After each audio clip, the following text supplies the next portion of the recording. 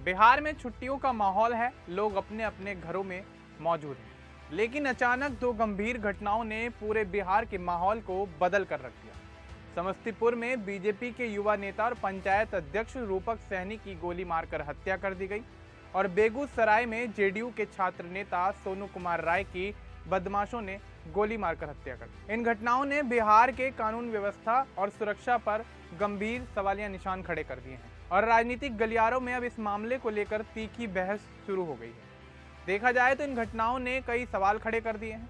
पहला सवाल यह है कि हत्या करने वाले कौन हैं? इस हत्या की घटना में अपराधी कोई अकेला व्यक्ति था या कोई संगठित गिरोह? दूसरा सवाल, हत्या क्यों की गई और इसका उद्देश्य क्या था?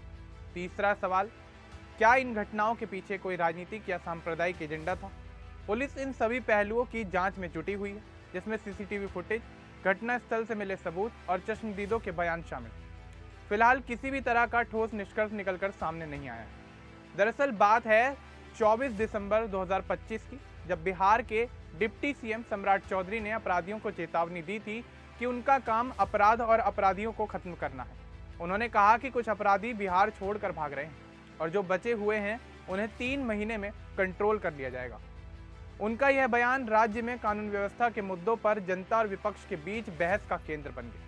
लेकिन उसी दिन शाम को समस्तीपुर में रूपक सहनी की हत्या ने इस बयान की गंभीरता और चुनौती दोनों को सामने लाकर खड़ा कर दिया है। रूपक सहनी की हत्या की घटना बेहद दर्दनाक और भयानक थी। वह समस्तीपुर के खानपुर थाना क्षेत्र के शादीपुर घाट स्थित अपनी कंप्यूटर की दुकान पर बैठे थे। तभी बाइक सवार अपराधी आए और बिना किसी चेतावनी के ताबड़तोड़ फायरिंग कर दी। रूपक सहनी पर लगभग 5 से 6 गोलियां चलाई गई, जिससे वह गंभीर रूप से घायल होकर दुकान में ही गिर गए।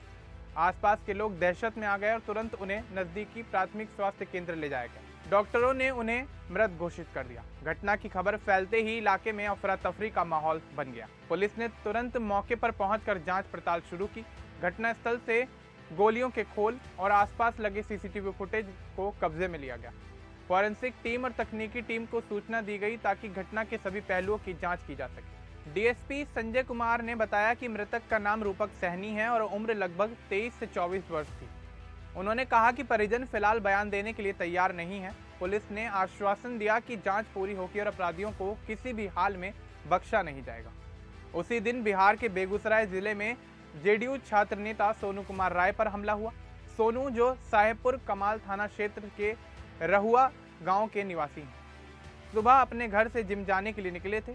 घात लगाए बदमाशों ने उन्हें गोली मार दी, जिससे उनकी हालत गंभीर हो गई और आनन फानन में उन्हें बेगूसराय सदर अस्पताल में भर्ती कराया गया। सोनू जेडीयू छात्र संगठन के सक्रिय सदस्य थे और हमेशा छात्रों के हित में आंदोलन किया करते थे। फिलहाल यह स्पष्ट नहीं हो पाया है कि हमला किसी व्यक्तिगत दुश्मनी, राजनीतिक कारण या अन्य विवाद के चलते हुआ। पुलिस पूरे मामले की जांच पड़ताल बारीकी से कर रही है। इन दोनों घटनाओं ने बिहार में कानून व्यवस्था और सुरक्षा पर गंभीर सवाल खड़े कर दिए। अगर युवा नेता और छात्र नेताओं को भी सुरक्षा नहीं मिल पा रही है तो आम जनता की सुरक्षा की स्थिति और अधिक नाजुक हो जाती है। इस बात ने लोगों में चिंता और भय पैदा कर दिया है। बाजार और सड़कों पर लोग सतर्क नजर आए और हर कोई घटनाओं की खबर सुनकर असुरक्षित महसूस करने लगा। राजनीतिक प्रतिक्रियाएं भी इस मामले को लेकर काफी तेजी से आ रही हैं। आरजेडी नेता मृत्युंजय तिवारी ने कहा कि बिहार में कानून व्यवस्था चौपट हो गई है। उन्होंने सवाल उठाया कि अगर बीजेपी नेता की भी सुरक्षा नहीं हो पा रही है तो आम जनता को कैसे सुरक्षा मिल सकती है। वहीं बीजेपी के प्रदेश प्रवक्ता नीरज कुमार ने पलटवार करते हुए कहा कि रूपक सहनी की हत्या दुर्भाग्यपूर्ण है और पुलिस ने आरोपियों को गिरफ्तार कर लिया। उन्होंने विपक्ष से अपील की है कि इस मामले पर राजनीति न की जाए। सोशल मीडिया पर लोग इस मामले को लेकर अलग अलग प्रतिक्रियाएं दे रहे हैं। कुछ लोग इसे कानून व्यवस्था की विफलता और सरकार की कमजोरी मान रहे हैं। उनका कहना है कि यदि राज्य में युवा नेताओं की सुरक्षा नहीं हो पा रही है तो आम नागरिकों की सुरक्षा की बात करना तो बहुत मुश्किल है। वहीं कुछ लोग इसे राजनीतिक दांवपेच और विरोधियों द्वारा स्थिति को बिगाड़ने की कोशिश मान रहे हैं। सोशल मीडिया पर चर्चा में यह भी देखा गया कि लोग सवाल उठा रहे हैं कि क्या अपराधियों पर कड़ी कार्रवाई हो रही है और क्या बिहार में अपराधियों को छोड़ने का रवैया सरकार की नीति का हिस्सा बन गया। इन घटनाओं का सामाजिक प्रभाव भी काफी गहरा है। बिहार की जनता में असुरक्षा और भय का माहौल बन गया है। लोग सार्वजनिक जगहों पर जाते समय सतर्क हो गए हैं। बाजार, सड़कों और सार्वजनिक स्थानों पर लोग कम भीड़ के साथ नजर आए। लोग अब ये चर्चा कर रहे हैं कि क्या राज्य में कानून व्यवस्था पर भरोसा किया जा सकता है और अपराधियों को नियंत्रित किया जा सकता है। इसके अलावा ये घटनाएं राज्य की राजनीतिक छवि पर भी असर डाल रही हैं। उप मुख्यमंत्री सम्राट चौधरी ने अपने बयान में कहा था कि 3 महीने में अपराध को नियंत्रित किया जाएगा। जनता और विपक्ष की निगाहें अब इस दावे पर टिकी हुई हैं। यह देखना बाकी है कि क्या प्रशासन और सरकार अपने वादे पर खरा उतर पाते हैं और अपराधियों पर नियंत्रण स्थापित कर पाते हैं। समस्तीपुर और बेगूसराय की घटनाओं ने यह भी स्पष्ट किया है कि बिहार में सुरक्षा व्यवस्था और अपराध नियंत्रण पर अभी गंभीर चिंतन की आवश्यकता है। इन घटनाओं ने कानून व्यवस्था, राजनीतिक जिम्मेदारी और सामाजिक सुरक्षा के महत्व को उजागर किया। राज्य सरकार को न केवल अपराधियों की पहचान और गिरफ्तारी सुनिश्चित करनी होगी, बल्कि आम नागरिकों को भरोसा दिलाना होगा कि वे सुरक्षित हैं। इन घटनाओं से यह भी स्पष्ट होता है कि बिहार में राजनीतिक और सांप्रदायिक तनाव किसी भी समय बढ़ सकता है। आम जनता के बीच भय और असुरक्षा फैलने का जोखिम हमेशा रहता है।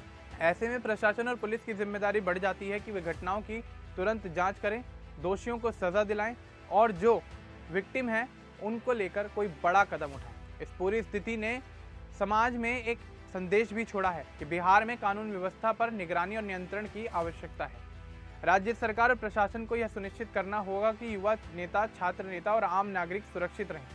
इसके साथ ही राजनीतिक दलों को भी इस मुद्दे पर संयम बरतना और स्थिति को और भड़काना नहीं चाहिए। बिहार में रूपक सहनी और सोनू कुमार पर हुए हमले राज्य में कानून व्यवस्था, सुरक्षा और राजनीतिक संतुलन के लिए चुनौती बन गए। यह घटनाएं सिर्फ हत्या की घटनाएं नहीं हैं, बल्कि यह राज्य की सामाजिक और राजनीतिक स्थिति पर भी सवालिया निशान खड़े करती हैं। जनता की सुरक्षा, अपराधियों की प्रभावी गिरफ्तारी और राजनीतिक दलों की जिम्मेदारी अब राज्य की प्राथमिकता बन चुकी है।